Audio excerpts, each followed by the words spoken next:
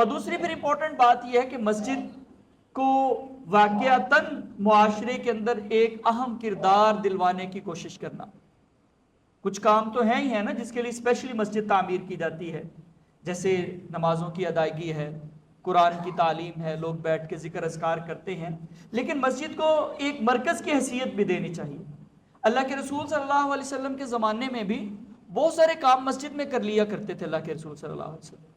بحرین سے کچھ مال غنیمت آیا تو پیغمبر علیہ السلام نے فرمایا کہ اس کو مسجد میں رکھ دو. حضرت ابو ہریرہ وہیں پہ اس کی ڈیوٹی دیتے رہے. تو کہنے کا مقصد یہ ہے کہ مال غنیمت اور بیت المال کا قیام بھی مسجد کے اندر ہی ہے، وہیں سے سارے کام ہو رہے ہیں، لوگوں میں تقسیم بھی ہو رہا ہے، آ بھی رہا ہے، جا بھی رہا ہے. تو مرکز کی ایک حیثیت اختیار کر لی مسجد نے. حتیٰ کہ وفود آتے باہر سے تو ان کو ٹھہرانے کا بندوبست بھی مسجد میں کر دیا جاتا. ایک روایت میں آتا ہے کہ ایک قبیلے کی لونڈی تھی، وہ یہ حبشہ کے کسی علاقے کی تھی، افریقہ کے کسی علاقے کی. تو انہوں نے اس کو آزاد کر دیا. اب اس کے پاس رہنے کی جگہ کوئی نہیں تھی تو پیغمبر علیہ السلام نے اس کو مسجد کے اندر خیمہ لگا دیا کہ چلو تم ادھر ہی رہ لو.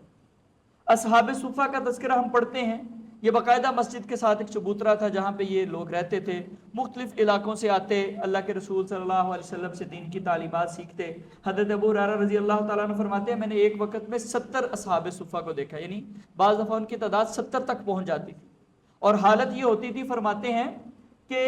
ان میں سے کسی کے پاس پورے کپڑے نہیں ہوتے تھے، ایک ہی چادر ہوتی تھی جو وہ اپنے کندھے سے باندھ لیتے تھے. اور فرماتے کسی کے وہ جو ہے وہ گھٹنوں تک آ جاتی، کسی کی پنڈلی تک آ جاتی، اور وہ اس کو بھی پکڑ کے رکھتے تھے، باندھ کے رکھتے تھے کہ کہیں بے پردگی نہ ہو جائے.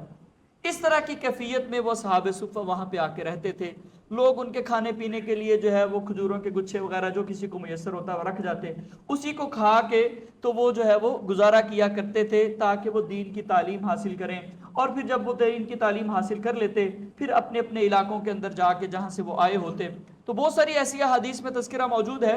کہ مختلف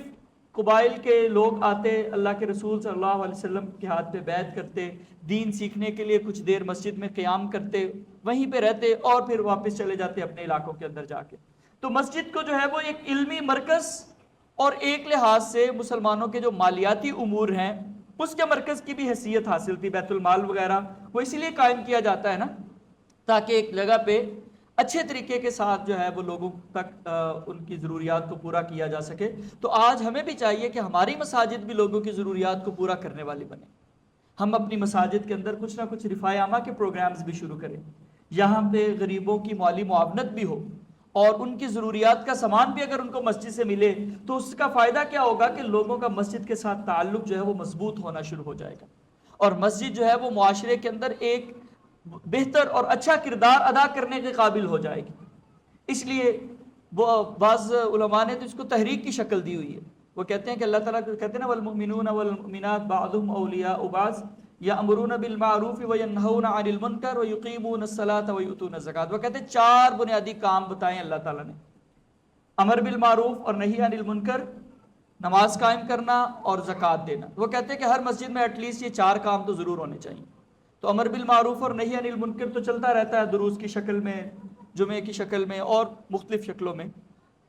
اسی طرح نماز تو قائم کرتے رہتے ہیں ہم، لیکن کسی بھی مسجد میں آپ کو زکوٰۃ کا نظام نہیں ملے گا کہ اس کو ایک سینٹرلائز شکل دے دی جائے تاکہ تحقیق کے بعد، تفتیش کے بعد جو مناسب جگہ ہیں، جو زیادہ حقدار لوگ ہیں علاقے کے، خاص طور پہ جو غرباء اور مساکین ہیں، ان تک ان کا جو ہے وہ حق پہنچا دیا جائے. تو مسجد کو ایک ایسا مرکز اور ایک ایسا سینٹر بنانے کے لیے تگ و دو کرنا، کوشش کرنا، یہ عین نبی صلی اللہ علیہ وسلم کی سنت ہے.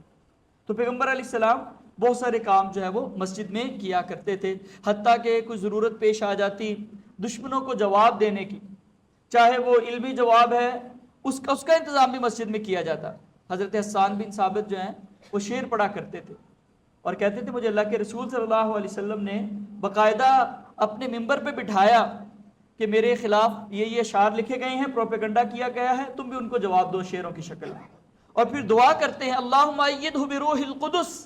اللہ روح القدس کے ساتھ، جبریل کے ساتھ اس کی مدد کر، اس کو توفیق دے کہ یہ میرا دفاع کر سکے،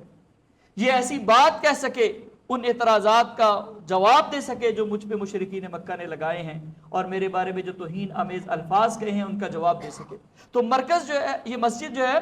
وہ اسلام کے دفاع کا ایک مرکز ہونا چاہیے، جہاں سے یہ پلان کیا جائے، یہ کوشش کی جائے کہ دیکھیں اسلام کے بارے میں، قرآن کے بارے میں، پیغمبر اسلام کے بارے میں، ہمارے دین کے بارے میں کیسے کیسے اعتراضات ہو رہے ہیں، تو ہم نے ان اعتراضات کا جواب دینا ہے۔ تو مسجد اس کا سینٹر، پیغمبر علیہ السلام نے اپنا منبر دیا حضرت حسان بن ثابت کو۔ تو آج اگر ہم کہیں نا کہ مسجدوں میں ٹائلیں لگانی ہیں تو لوگ بڑی جلدی، اچھی بات ہے، ٹائلیں خوبصورت ہوتی ہیں، توفیق اللہ دے سب کو، لوگ پیسے دینے کو تیار ہو جاتے ہیں، اور دیگر مسجد کی تزئین و آرائش کے لیے ہم دیکھو کروڑوں روپے کا بجٹ رکھ لیتے ہیں، لیکن ہماری مسجدوں میں دین کے دفاع کے لیے کیا کام ہوتا ہے؟ اگر آج یہاں پہ اعلان کر دیا جائے نا کہ ہم جی 2 اسکالرز کو یہاں پہ متعین کریں گے اور ان کو کہیں گے کہ وہ میڈیا پہ اسلام پہ آنے والے اعتراضات کا جواب دیں، اور جناب 2 اسکالرز ہیں، ان کی تنخواہ کا ہم نے بندوبست کرنا ہے، ان کے لیے کمپیوٹرز کا بندوبست کرنا ہے، تو آپ کو شاید کوئی ایک بندہ بھی نہ ملے جو اس کام کے لیے تیار ہو جائے۔ دیگر باقی جو زیب و زینت کے آرائش کے کام، ان کے لیے ہم بہت زیادہ پیسہ خرچ کرنے کے لیے تیار ہوتے ہیں، وہ بھی ضروری ہے، وہ بھی اچھی چیز ہے۔ اللہ کے گھر خوبصورت ہی ہونے چاہیے، اللہ کے گھر آرام دہ ہونے چاہیے، وہاں پہ لوگ آئیں تو ان کو سہولیات ملیں، وہ آئیں تو ان کو سکون محسوس ہو، ان کو صفائی محسوس ہو، ان کو خوبصورتی محسوس ہو، اچھا لگے، یہ اچھی بات ہے۔ لیکن یہ بھی بہرحال ایک مسجد کا کردار ہے جو اللہ کے رسول صلی اللہ علیہ وسلم نے اپنے عمل کے ساتھ ہمیں بتایا ہے کہ مسجدیں کیسی ہونی چاہیے، مسجدوں کا کردار کیسا ہونا چاہیے۔ تو یہ چند باتیں ہیں جن کا ہمیں خیال کرنا چاہیے۔